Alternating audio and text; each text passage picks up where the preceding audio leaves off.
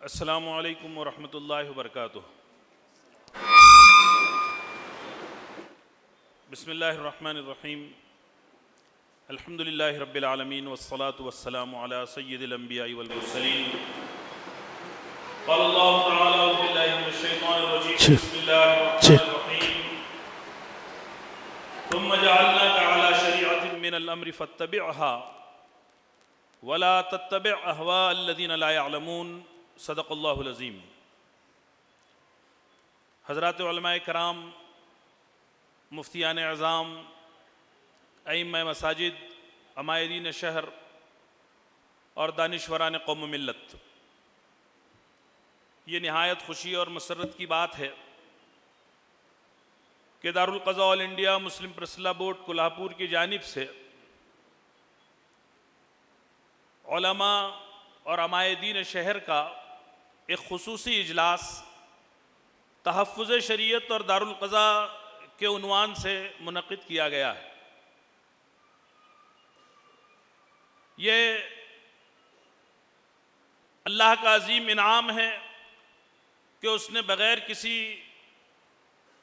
مطالبے کے دین کی اس عظیم نعمت سے ہم کو سرفراز فرمایا،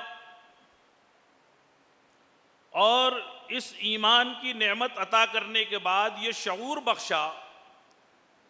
کہ اس شریعت پر ہم کو عمل کرنا ہے، اور جب ہم ایسے ماحول میں پیدا ہوئے پلے بڑے جہاں پر شریعت میں مداخلت ہو رہی ہو، شریعت پر حملے ہو رہے ہوں، تو مزید اس بات کا شعور بخشا کہ ہم اس کے تحفظ کے تئیں، اس کے حفاظت کے تئیں اپنی ذمہ داری ادا کریں۔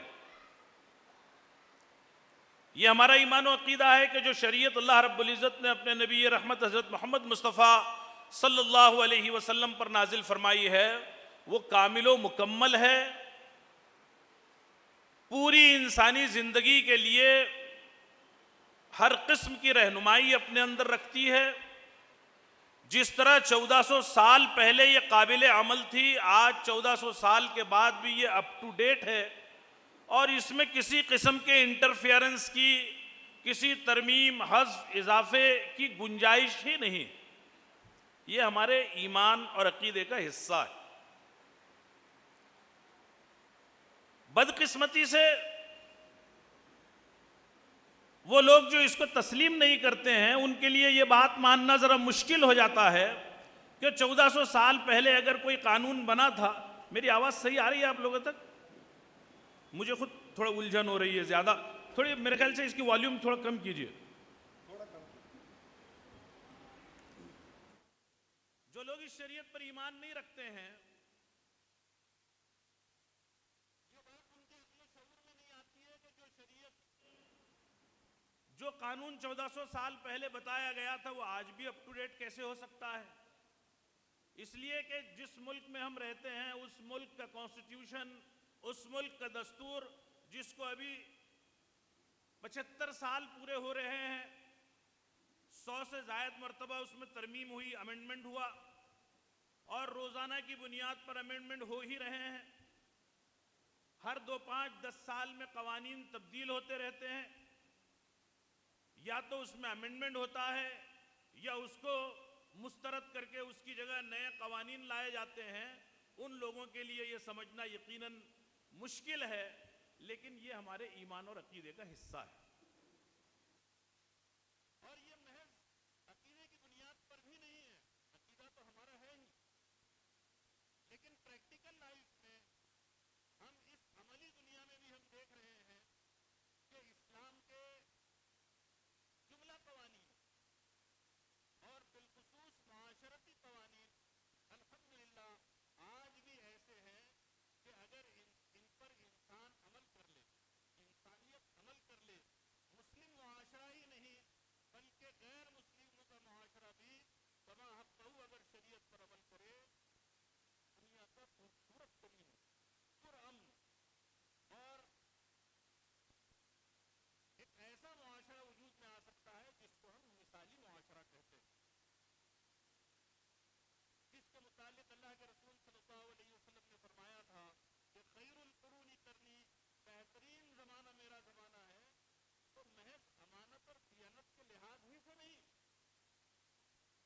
صحابہ کرام سب امین تھے، سب نہایت دیانتدار تھے، وہ تو تھے ہی، اس لحاظ سے بھی، اس کے علاوہ بھی معاشرے میں جو خیر تھا، امن تھا، چین تھا، سکون تھا، چاہے پھر وہ ان کے مارکیٹ ہو، ان کی سیاست ہو، ان کی تجارت ہو، ان کے اپنے گھر ہو، ان کی فیملی، ان کا کنبہ، ان کا خاندان ہو، تو جو بہترین زمانہ تھا، کیونکہ وہ ہر اعتبار سے بہترین زمانہ تھا، اس لیے اللہ کے رسول نے فرمایا تھا کہ خیر القرون قرنی،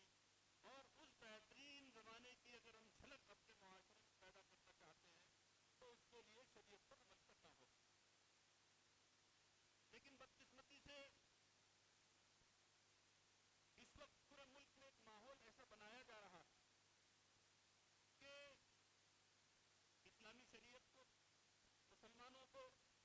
ٹارگٹ کرنے کی کوشش ہو رہی ہے، اس عنوان پر کہ مسلم خواتین مظلوم ہیں، ان خوبصورت جھوٹے نعروں کے ذریعے کہ مسلم خواتین کو برابری کے حقوق دیے جانے ہیں، مسلم معاشرے میں عورتوں کے حقوق چھینے جا رہے ہیں، ان خوبصورت نعروں کے ذریعے براہ راست شریعت پر حملہ کیا جا رہا ہے. اور مجھے یہ کہنے میں کوئی بات نہیں ہے کہ شریعت میں یہ مداخلت اسی وقت سے شروع ہو گئی تھی جب یہ ملک آزاد ہوا. مجھے پتہ چلا ہے کہ یہاں پر وکلاء حضرات بھی تشریف رکھتے ہیں، شاید ان لوگوں کو یاد ہوگا کہ جس وقت پارلیمنٹ میں ہندو کوڈ بل ملک کے دوسرے قانون وزیر قانون لا منسٹر مسٹر پاٹسکر پیش کر رہے تھے، تو مسٹر پاٹسکر نے اس وقت کہا تھا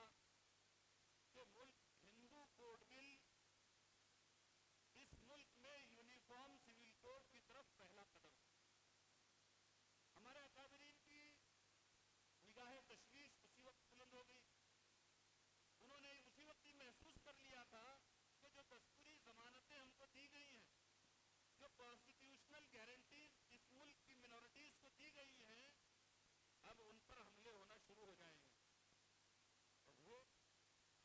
اور اس معاملے میں مجھے یہ کہنے میں بھی کوئی بات نہیں ہے کہ کیا سیکولر اور کیا غیر سیکولر، کیا اپنے اور کیا پرائے، سب نے اس بات کی مل کر کوشش کی کہ اس ملک سے قانون شریعت کو نکالا دیا جائے. جب اس قسم کے آثار ہمارے اکابرین کو مسلسل محسوس ہونے لگے تو ملک کے تمام اکابر علماء کرام نے بلا تفریق مسلک و مشرب ایک جگہ جمع ہو کر سڑ جوڑ کر یہ طے کیا کہ شریعت پر ہونے والے ان حملوں کے خلاف کوئی منظم متحدہ دفاعی اقدام کرنا نہایت ضروری ہے. اور اسی کے نتیجے میں آپ نے مفتی اشرف صاحب کے خطبہ استقبالیہ میں سنا کہ 1972 میں All India Muslim personal board کی بنیاد پڑی. اس وقت جب بورڈ کے تمام اکابرین بورڈ بننے سے پہلے بمبئی میں جمع تھے تو کسی صحافی نے اخبار میں لکھا تھا کہ آج کے دن اگر کوئی یہ پوچھے کہ کسی بھی مسلک کا کوئی بڑا آدمی اس وقت کہاں ملے گا تو بلا مبالغہ یہ کہا جا سکتا ہے کہ وہ بمبئی کے آزاد میدان میں ملے گا. ہم لوگوں کو کبھی کبھی اس بات کا بڑا دکھ افسوس ہوتا ہے کہ ہم متحد نہیں ہیں، انتشار ہمارے اندر ہے، لیکن ایسا بھی نہیں ہے. جب جہاں اتحاد کی ضرورت پڑی ہمارے اکابرین سر جوڑ کر بیٹھے، اتحاد کے لیے اپنے انا کی، اتحاد کے لیے اپنے مقام و مرتبوں کی قربانیاں دی اور تمام لوگوں کو جمع کیا. اور اسی جمع ہونے کا نتیجہ کہ الحمدللہ آل انڈیا مسلم پرسنل بورڈ قائم ہوا. بورڈ اس ملک میں بنیادی طور پر دفاع شریعت کا فریضہ انجام دیتا ہے، جس میں پہلے نمبر پر ہمارے ملک کی جو مقننہ ہیں، جو لیجسلیچر اسمبلیز ہیں، پارلیمنٹس ہیں، جہاں پر قوانین بنائے جاتے ہیں،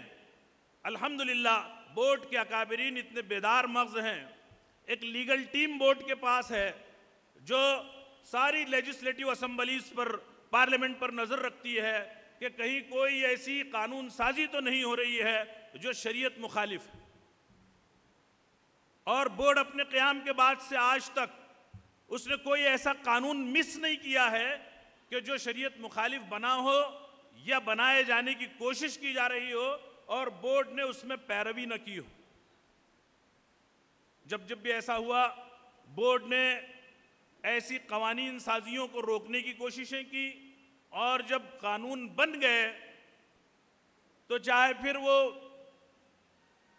دستوری چوکھٹے میں رہ کر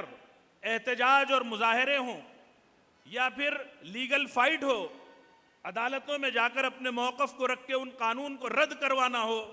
الحمدللہ بورڈ نے اس فریضے کو انجام دیا۔ دوسرے نمبر پر عدالتیں تھیں جو اپنے فیصلوں کے ذریعے شریعت میں مداخلت کر رہی تھی۔ میں مثالیں اس لیے نہیں دے رہا ہوں کہ پتہ نہیں کب حضرت قاضی مولانا خالد سیف اللہ صاحب تشریف لے آئیں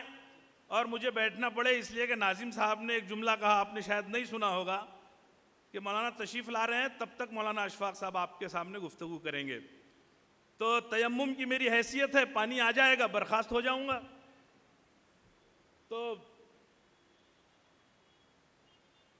عدالتوں کے ذریعے، چاہے وہ صوبائی ہائی کورٹس ہوں یا ہمارے ملک کی سپریم کورٹ ہو، ابھی ان دنوں تو ہم دیکھ رہے ہیں کہ وہ فرقہ پرستی کا ماحول، وہ تعصب کا زہر جو ابھی تک عوام میں تھا، بیوروکریٹس میں تھا، سیاسی لوگوں میں تھا، اب تو عدلیہ میں سرایت کر گیا ہے۔ ابھی پچھلے ہفتے سپریم کورٹ کے جج نے آن ریکارڈ یہ کمنٹ کیا ہے الہ آباد ہائی کورٹ کے تعلق سے کہ اس ہائی کورٹ کے تعلق سے ہم کو بہت تشویش ہوتی ہے۔ جب ایسے، مجھے یہ کہنے میں کوئی حرج نہیں، اور کنٹمپٹ آف کورٹ کے حوالے سے میں یہ کہہ سکتا ہوں کہ اب ہماری عدالتیں کنٹمپٹ پروف ہو چکی ہیں۔ ایسے جج بیٹھے ہیں جو ضرورت بلا ضرورت سیو موٹو ایکشن لے کر شریعت میں مداخلت کی راہ ہموار کر رہے ہیں۔ ٹرپل طلاق کا جو قانون پاس ہوا، وہ قانون عدالت کے حکم پر ہوا۔ عدالت نے مرکزی حکومت کو یہ گائیڈ لائن دی تھی کہ طلاق کے تعلق سے کوئی قانون بنایا جائے، تو عدالتیں آئے دن شریعت میں مداخلت کرتی رہتی ہیں۔ آل انڈیا مسلم پریس لا بورڈ اس امر کے لیے کوشاں رہتا ہے۔ بورڈ کی اپنی ایک پوری لیگل ٹیم ہے جو مختلف ہائی کورٹ سے لے کر سپریم کورٹ تک عدالتوں سے آنے والے فیصلوں پر نظر رکھتی ہے کہ کوئی فیصلہ اگر ایسا شریعت مخالف آئے تو ہم فوراً یا تو اس کی اپیل داخل کر دیں، کوئی معاملہ عدالت میں اگر زیر کارروائی ہو تو اس میں انٹروین کر دیں، مداخلت کار بن جائیں، اور کوشش کریں کہ شریعت مخالف فیصلہ آنے سے روکا جائے۔ بورڈ، میرے کہنے کا مطلب یہ ہے، مجھے بورڈ کی تاریخ اور اس کے کام نہیں گنانا ہے، مجھے یہ بتانا ہے کہ بورڈ اپنی سطح پر شریعت کے تحفظ کے لیے یہ کام انجام دے رہا ہے۔ لیکن ظاہر سی بات ہے، یہ بیرونی لڑائیاں ہیں۔ بورڈ عدالتوں میں یا پارلیمنٹ کی قوانین سازیوں کے خلاف جو کوششیں کر رہا ہے، یہ بیرونی لڑائی ہے جو بورڈ لڑ رہا ہے، ایک بہت بڑی لڑائی ہے، ایک بہت بڑا محاذ ہے جو ہمارے اندرون میں برپا ہے۔ مسلمانوں میں علم دین کی کمی، شریعت کے فہم کا مکمل نہ ہونا، اللہ اور اس کے رسول کے احکام کی کما حقہ پاسداری کو انجام نہ دینا، دین کی کمی کے ساتھ دنیاوی مفادات اور ان مفادات کا چکر، اس نے مسلمانوں کو اپنے دین سے دور کر دیا ہے۔ بورڈ نے لڑائی لڑتے لڑتے اپنے جے پور کے اجلاس میں اس بات پر غور کیا کہ یہ لڑائیاں ہم لڑ رہے ہیں، لیکن آئے دن عدالتوں سے اگر فیصلے ہوتے رہیں گے تو یہ لڑائی کتنی لڑی جائے گی، کب تک لڑی جائے گی؟ لہٰذا بورڈ نے جے پور کے اجلاس میں یہ فیصلہ کیا کہ کیوں نہ پورے ملک میں ہم نظام قضا کو عام کر دیں، اس لیے کہ بنیادی طور پر انصاف کی فراہمی، عدل کا قیام اسلام کے بنیادی مقاصد میں ہے۔ ابتدا سے لے کر آج تک متواتر طور پر پوری دنیا کے تمام خطبہ کرام یہ پڑھتے ہیں تواتر کے ساتھ اپنے خطبے میں، ان اللہ یأمر بالعدل والاحسان، اللہ تم کو عدل کا حکم دیتا ہے۔ ہم تو عدل برپا کرنے کے لیے اس دنیا میں بھیجے گئے تھے، ہم تو انصاف دینے والے تھے، لیکن یہ امت انصاف کی بھکاری بن گئی۔ آخر ایسا کیا کیا جائے کہ یہ امت انصاف طلب کرنے کے لیے غیروں کے گھروں پر نہ جائے، بلکہ اسلام کے نظام انصاف کو اس طرح برپا کر دیا جائے کہ فصل خصومات کا کام ہم خود انجام دیں اور دنیا کو دکھا دیں کہ انصاف کے معاملے میں ہم سیلف ڈیپینڈنٹ ہیں، ہم کو آپ کی ضرورت نہیں ہے۔ لہٰذا جے پور اجلاس میں All India Muslim Personal Law Board نے یہ فیصلہ کیا کہ پورے ملک کے کم از کم ضلعی مقامات پر مسلم پرسنل لاء بورڈ کی نگرانی میں دارالقضاء قائم کیے جائیں۔ الحمدللہ اس معاملے میں ہمارا یہ صوبہ مہاراشٹر دیگر تمام صوبہ جات پر سبقت لے گیا ہے کہ بورڈ کے آدھے دارالقضاء مہاراشٹر میں ہیں اور آدھے دارالقضاء پورے ہندوستان میں۔ لیکن یہ جو عمائدین شہر ہیں، یہ جو یہاں پر آپ علماء اکرام ائمہ اعظام تشریف فرما ہیں، بورڈ آپ سے یہ درخواست کرتا ہے، بورڈ آپ سے یہ اپیل کرتا ہے کہ خدا کے لیے اس امت کا یہ مزاج بنائیے کہ کوئی معاملہ مسلمانوں کے درمیان ہو، کرمنل معاملات تو ہم نہیں لے سکتے ہیں، لیکن ہم صرف گھریلو مسائل کی بات نہیں کر رہے ہیں، آئلی تنازعات کی گفتگو نہیں کر رہے ہیں، دو پڑوسیوں کے جھگڑے ہوں، دو پارٹنرز کی لڑائیاں ہوں، چاہے کسی بھی قسم کے تنازعات مسلمانوں کے درمیان ابھریں، کوشش کیجئے کہ اپنے معاملات کو دارالقضاء میں لے کر جائیں۔ ایک تو اس لیے کہ ہم مسلمان ہیں، ہم کو یہ حکم دیا گیا ہے کہ فَإِن تَنَازَعْتُمْ فِي شَيْءٍ فَرُدُّوهُ إِلَى اللَّهِ وَالرَّسُولِ، تنازع ہو جائے تو جانا کہاں ہے؟ ہم مسلمان ہیں، ہم آزاد نہیں ہیں، ہم اللہ اس کے رسول کے احکامات کے پابند ہیں۔ اگر ہمارا دعوی ایمان اور ہمارا عمل اگر آپس میں مطابقت نہیں رکھتا ہے تو ہمارے ایمان پر سوالیہ نشان لگ جاتا ہے۔ اللہ نے فرمایا أَلَمْ تَرَ إِلَى الَّذِينَ يَزْعُمُونَ أَنَّهُمْ آمَنُوا بِمَا أُنزِلَ إِلَيْكَ وَمَا أُنزِلَ مِن قَبْلِكَ وَيُرِيدُونَ أَن يَتَحَاكَمُوا إِلَى الطَّاغُوتِ، دعویٰ تو ایمان کا کرتے ہیں اور فیصلے طاغوت سے کرواتے ہیں۔ وَقَدْ أُمِرُوا أَن يَكْفُرُوا بِهِ، حالانکہ ان کو حکم دے دیا گیا ہے کہ اس کا طاغوت کا انکار کریں۔ تو بورڈ آپ سے یہ اپیل کرتا ہے کہ امت کا ایک مزاج بنائیں، چاہے قاضی سے آپ کا مزاج ملتا ہو یا نہ ملتا ہو، دارالقضاء کی عمارت خواہ چھوٹی ہی کیوں نہ ہو، اس کا عملہ 2-3 لوگوں پر ہی مشتمل کیوں نہ ہو، بظاہر قاضی کے پاس قوت نافذہ امپلیمنٹ پاور نہ نظر آئے، اس کے باوجود مسلمانوں کو حکم دیا گیا ہے کہ فَرُدُّوهُ إِلَى اللَّهِ وَالرَّسُولِ، اپنے معاملات اللہ اور اس کے رسول کی طرف ہی لوٹاؤ۔ بلکہ نہ صرف حکم دیا گیا بلکہ ہمارے ایمان کو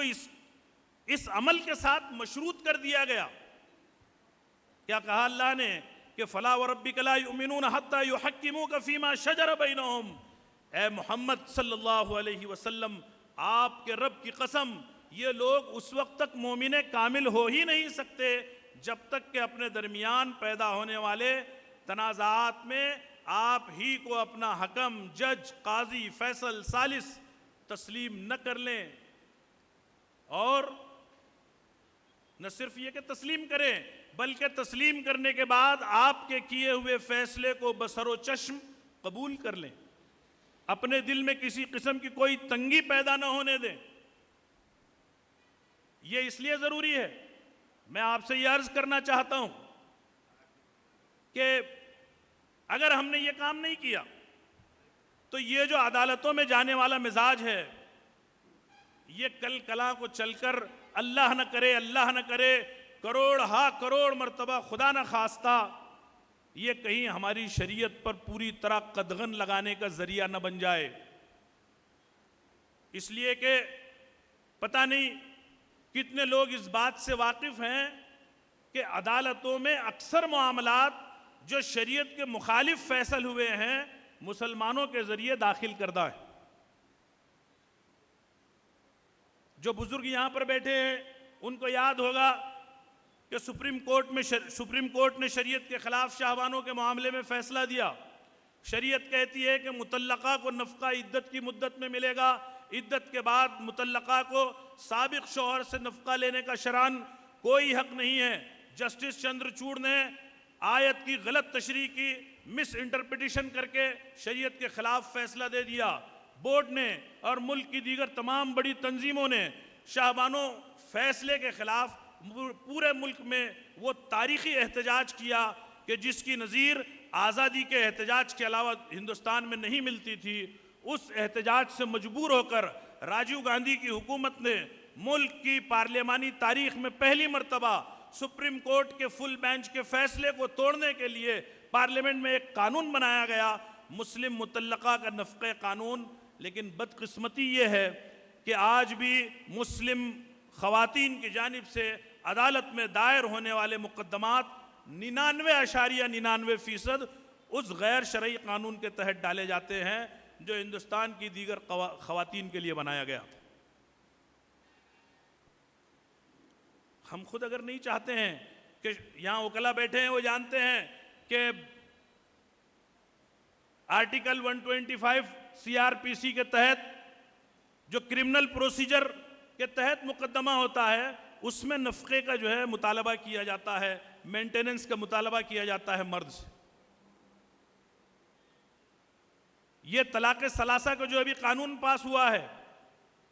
یہ مسلم خاتون کی طرف سے ایک رٹ جو ہائی کورٹ سپریم کورٹ میں ڈالی گئی تھی اس پر فیصلہ کرتے ہوئے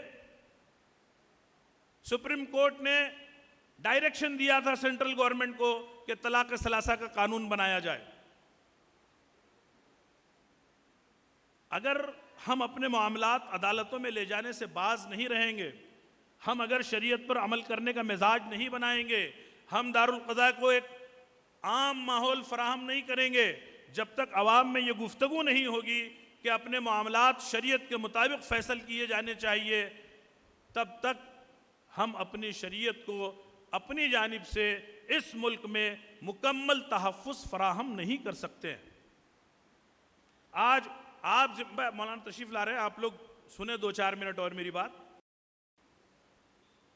یہ جو عمائدین شہر یہاں بیٹھے ہیں،